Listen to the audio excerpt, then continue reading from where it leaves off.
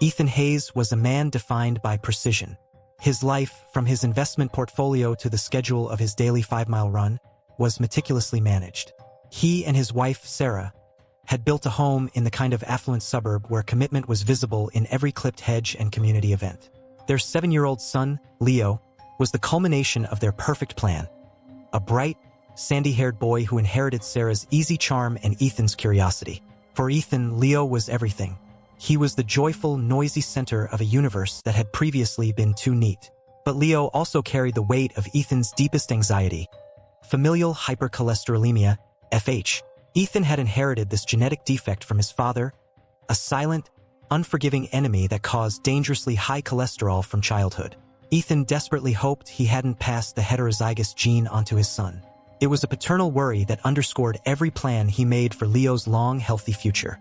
Sarah, an interior designer, provided the warmth and color in their home, her presence masking the small, icy secret buried deep within her.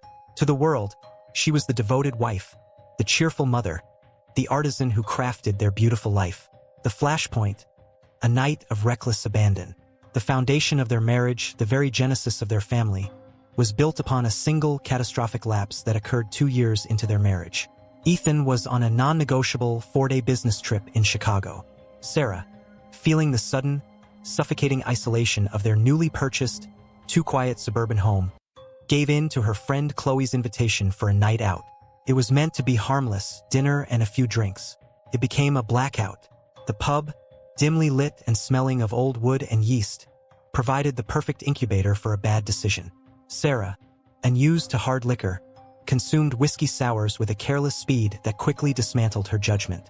The pressure to achieve the perfect life, the right house, the perfect timing for children, suddenly felt crushing, and she desperately sought a moment of weightlessness.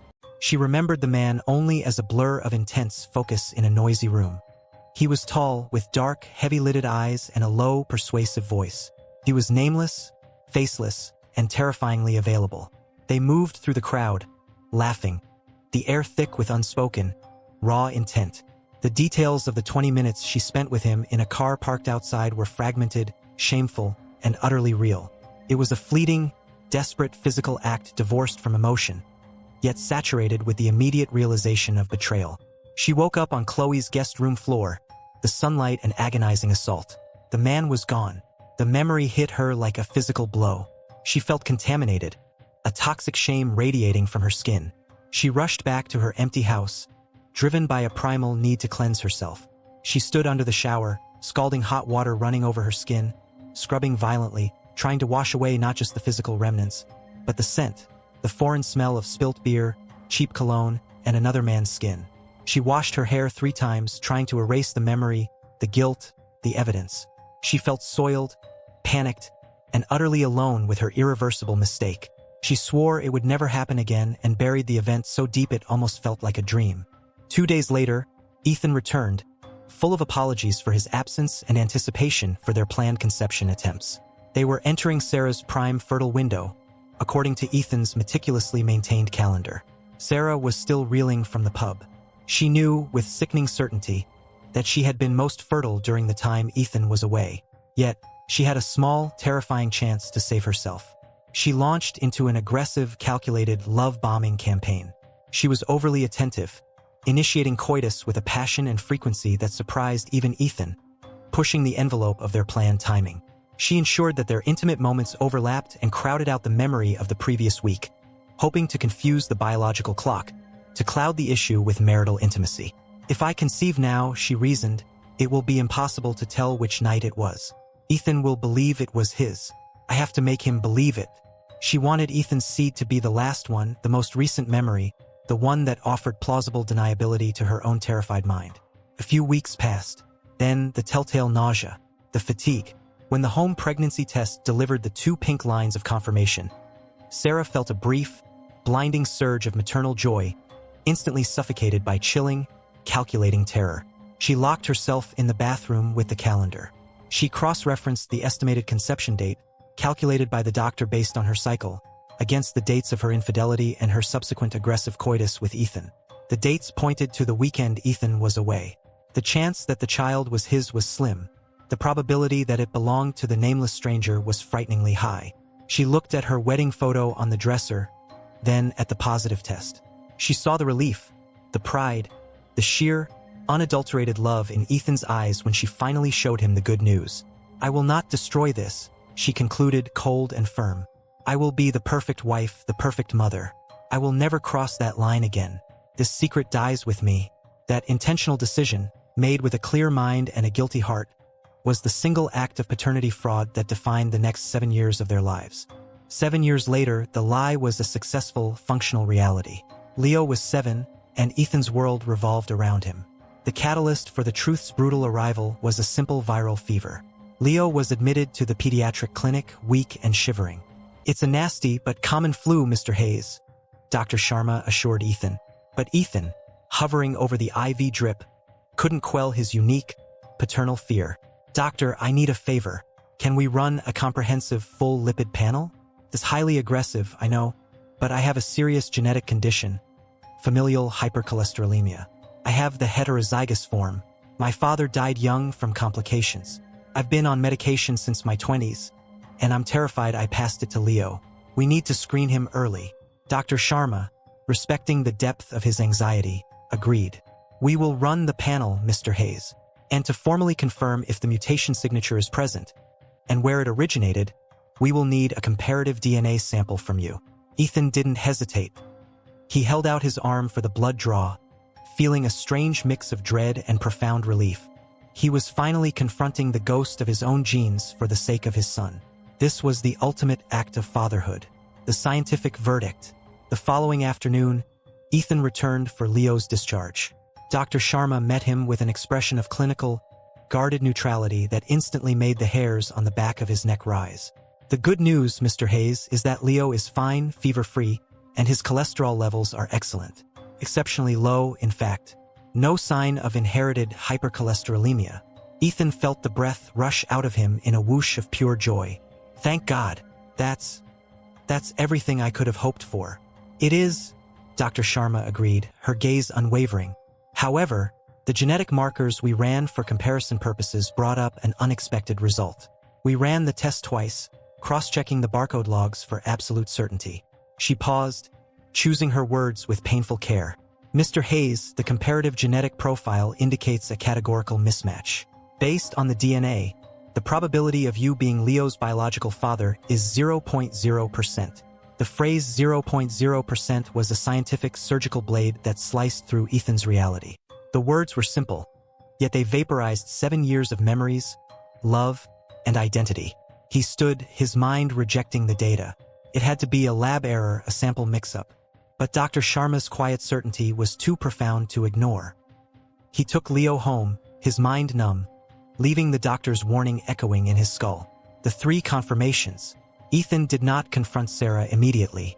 His corporate training kicked in. He needed verification, triangulation, and data points. The next morning, acting with the detached precision of a forensic analyst, he initiated 2 more tests. He sent Leo's hair and his own saliva to a reputable private lab across the country. Simultaneously, he ordered a home paternity kit delivered to a locked P.O. box. For days later, the private lab results arrived via encrypted digital file. Exclusion of paternity. Probability, 0%. The home kit provided the final visual confirmation. He swabbed their cheeks in his downtown office after hours. The chemical indicator lines delivered the same, indisputable verdict. The reality, now confirmed threefold, was no longer a suspicion but a massive, crushing weight. He had been intentionally, methodically deceived by the only woman he had ever truly opened his life to. The love he felt for Leo was real, but his paternity was an illusion, a role stolen from him by a calculated lie. Ethan arrived home that Friday evening, leaving his briefcase untouched by the front door.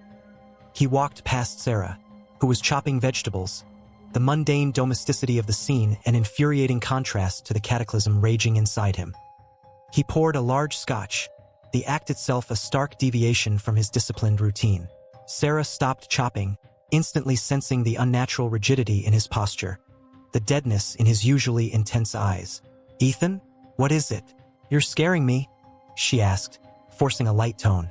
He turned, holding up a crumpled FedEx envelope, the evidence of the private lab. His face was a mask of cold fury, the pain of betrayal compressed into a single, terrifying expression.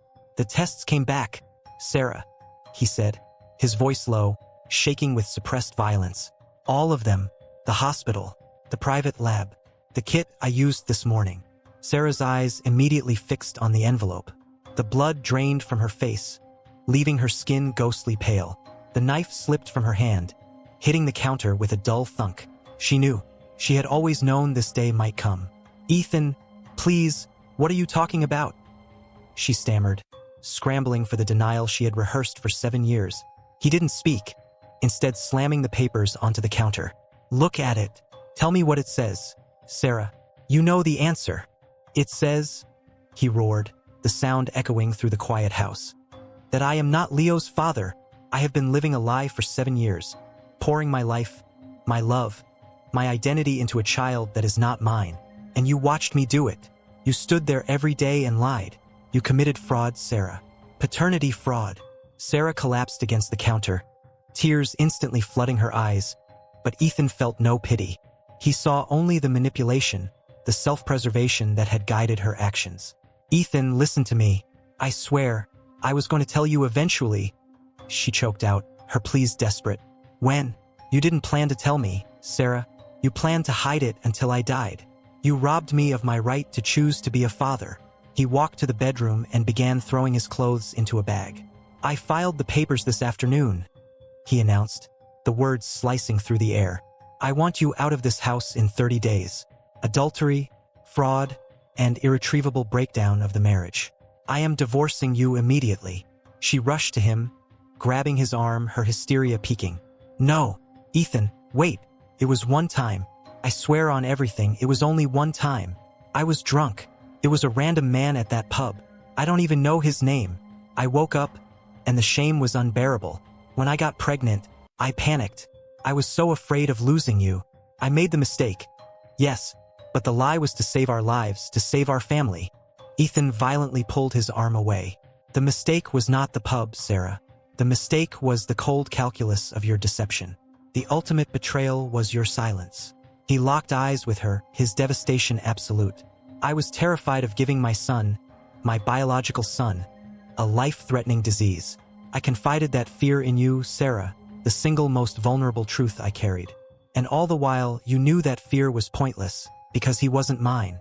You never once worried about the FH test, did you? Because you knew Leo was safe from my genes. That knowledge, that cold, self-preserving comfort, is the measure of your betrayal. You let me live in terror while you lived in convenience. Please, Ethan, he needs a father. You are his father in every way that matters. Don't do this to Leo. I am begging you, be his father.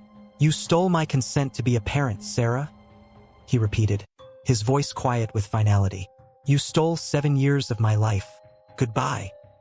He zipped the bag, picked up his keys, and walked out of the house, leaving Sarah sobbing, not on the floor, but at the foot of the shattered monument of her own colossal lie. The weeks blurred into a devastating landscape of legal filings, asset division, and social condemnation. Ethan threw himself into his work, the sterile logic of finance a welcome shield against the overwhelming heat of his personal tragedy. The legal battle was swift and brutal. Ethan's lawyer focused relentlessly on the intentional deception and the proof of paternity fraud. The 3 independent DNA tests were irrefutable. Sarah's lawyer attempted to argue the concept of pater est quem nuptiae demonstrant and de facto parenthood, stressing that Ethan had established a parental bond and should continue the role. Ethan, however, was adamant. "I will not be legally bound to a lie," he instructed his counsel. "My name is to be legally removed from the birth certificate. I will not pay child support, as the legal obligation was based on her fraud. I will, however, independently fund a substantial, non-revocable educational trust fund for Leo. That is my choice, born out of love, not her legal manipulation." The court recognized the severity of the fraud. Ethan's name was officially excised from Leo's life records. Sarah lost not just her marriage, but her entire social standing. The identity of Leo's biological father remained a ghost, a nameless face in a dimly lit pub, forever unreachable. Ethan sought therapy, the only way he could process the trauma of the theft of his time, his worry, and his parental identity. His therapist helped him dissect the pain. The lie was Sarah's, but the love for the boy was authentically his. Slowly, carefully, Ethan began to rebuild a relationship with Leo. The title of father was too tainted, too legally and emotionally complicated. Instead, he transitioned to the role of Uncle Ethan, or simply E, a trusted, beloved, and permanent fixture in Leo's life. He maintained a strong presence through agreed-upon visitation, separate from the court's jurisdiction, ensuring the relationship was forged in honesty and mutual affection. This truth brought Ethan an unexpected, profound peace. The love he gave Leo was now pure, unburdened by the false biological claim or the anxiety of his FH passing on to a child who carried different genes. He was no longer reacting to a lie. He was choosing love based on truth. Sarah remained in the house with primary custody, but the walls of that beautiful home now felt like the limits of her isolation. She realized the devastating irony. Her single, selfish attempt to save her life by deception had guaranteed its destruction. She had alienated the one man who loved her enough to devote 7 years to a child who wasn't his, and her shame was compounded by the perpetual, agonizing fact that she could not even name her own son's father. She carried the knowledge that she had irreparably damaged Ethan, and while his love for Leo remained a beacon, she knew she could never earn back his respect or trust.